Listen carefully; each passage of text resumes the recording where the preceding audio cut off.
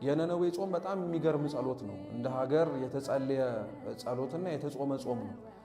ከላይ ካሉት ሹማምንቶቹ ጀምሮ እስከታች ሰው እንስሳቶችም ጭምር ከውሃና ከምግብ እንዲከለከሉ ነው የተደረገው። ዮናስ ምን ብሎ ቢያስተምር ነው ምን ብሎ ቢናገር ነው ብንል ዮናስ ትጠፋለች ብሎ ነው ማስተማር የጀመረው ወይንም ደግሞ ልትጠፉ ነው ብሎ ነውና የሚሰሙት ነገር ሟርት ነው የሚሰሙት ነገር ላይሆን ይችላል ብለው ካሉበት ኃጢአት ላያነቃቸው የሚችል ምክንያት ነው ብለው ሊወስዱት ይችሉ ነበር። ግን የእግዚአብሔር ፈቃድ ውስጥ ስለነበረ የዮናስን ስብከት ባደመጡበት ወቅት ወዲያውኑ ወደ ጾማቸው ነው የሄዱት።